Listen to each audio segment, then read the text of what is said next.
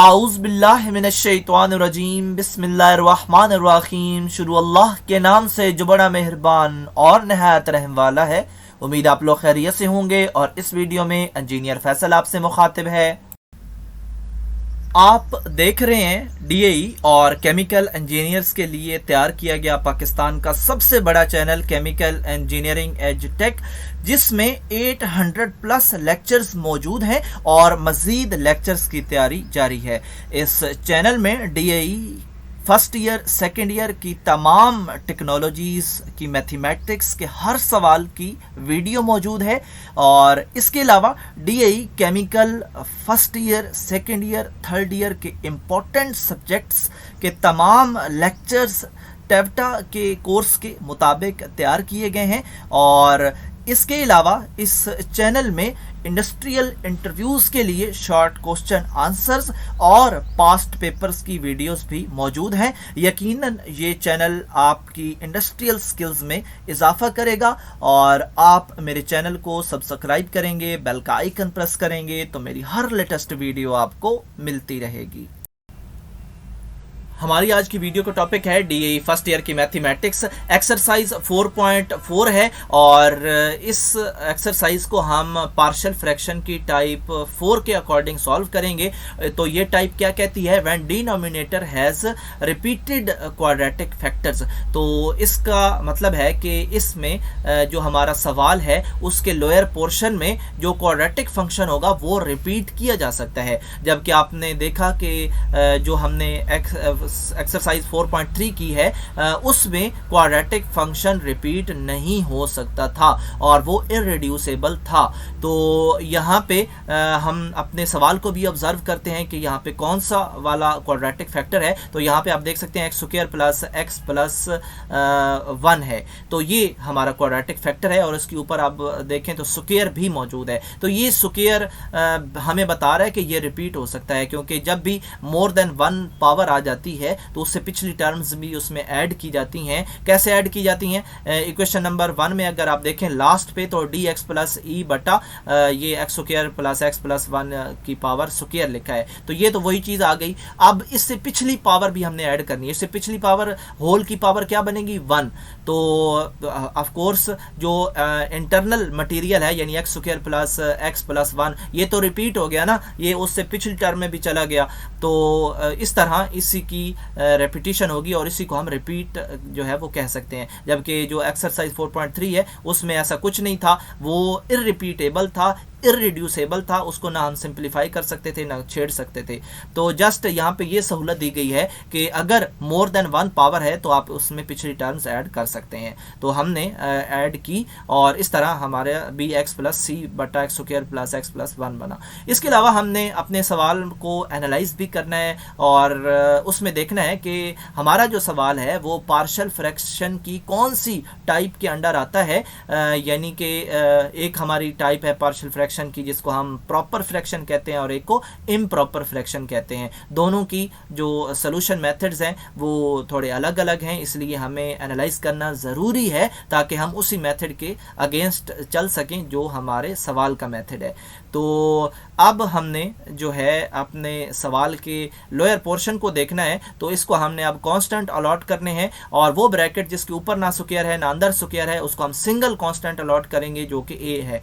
और इसी तरह जो हम 4.3 एक्सरसाइज में भी रिपीट कर चुके हैं कि अगर हमारे ब्रैकेट के अंदर स्क्वायर आ जाता है तो उसको हम 2 कॉन्स्टेंट्स इकट्ठे अलॉट करेंगे और बी एक्स प्लस सी उसको देंगे, पहले के साथ एक्स भी लगाएंगे। इसी तरह जो अगर अंदर स्क्वायर आ जाता है या होल का स्क्वायर आ जाता है या दोनों इकट्ठे आ जाते हैं तो फिर भी हमने यही जो है उसको 2 अलॉट करने हैं कॉन्स्टेंट्स डी एक्स प्लस ई। तो इस तरह हम इक्वेशन नंबर 1 हासिल कर लेंगे। और इक्वेशन नंबर 1 हासिल करना जो है वो ऐसे समझें कि हमने हाफ क्वेश्चन कर लिया है। तो ये अब जब हासिल होती है तो इसी की लेफ़्ट साइड पे चलते हैं और जो लोअर पोर्शन है उसको उठा के हम इसी खुद से इस पूरे जो बट्टा है इसके साथ मल्टीप्लाई करते हैं और राइट साइड पे ले जाके हर एक फैक्टर के साथ अलग अलग मल्टीप्लाई करते हैं। और जो नीचे रकूम होती हैं वो अगर इनके साथ कटती हैं तो हमने काट के बाकी जो मटेरियल बचेगा वो A B C D E को देना है। तो लेफ्ट साइड पे पूरे का पूरा लोअर पोर्शन कैंसिल हो जाता है और 4x की power 4 plus 3x cube plus 6x square plus 5x हमें इस इक्वल के लेफ्ट साइड पे हासिल होगा। राइट साइड पे अगर हम देखें तो हमारा जो x नेगेटिव 1 है वो इस के साथ कैंसिल हो जाएगा। जब ये पूरा पोर्शन a के सामने खड़ा होगा तो हमें मिलेगा x square plus x plus 1 और इसकी होल की पावर स्क्वायर। इसी तरह ये पूरा पोर्शन जब भी x प्लस c के साथ मल्टीप्लाई होगा तो नीचे देखना है x square plus x plus 1 भी खड़ा है और ऊपर उसका स्क्वायर मौजूद है तो एक रह जाएगा हमारे पास। तो x नेगेटिव 1 और x square plus x plus 1 जो है वो हमें मिल जाएगा।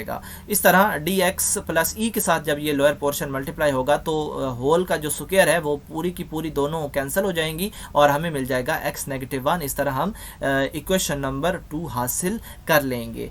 तो इक्वेशन नंबर 2 जब भी हम हासिल करते हैं हम इक्वेशन नंबर 1 के पास जाते हैं और देखते हैं कि जो कांस्टेंट हैं उनके नीचे कोई ऐसा हमें फैक्टर मिल जाए जिसके ना ऊपर स्क्वायर हो और ना उसका होल का स्क्वायर हो। अगर हमें ऐसा फैक्टर मिल जाता है जिसके ना ब्रैकेट के अंदर स्क्वायर हो ना होल का स्क्वायर हो तो फिर उससे हम x की वैल्यू हासिल कर सकते हैं। कैसे हासिल करेंगे? x negative 1 is equal to 0 लिखेंगे और जो नेगेटिव 1 है उसको अगली साइड पे भेजेंगे तो ऑफ कोर्स उसका साइन चेंज हो जाएगा और हमें मिलेगा x इज इक्वल टू 1। इस 1 को पकड़ के हमने इस इक्वेशन नंबर 2 के अंदर लेफ्ट और राइट साइड पे जहाँ जहाँ पे x है वहाँ पे फीड करवा देना है। उसको थोड़ा सिंप्लीफाई करेंगे, स्क्वायर ओपन करेंगे तो हमें a की वैल्यू मिल जाएगी।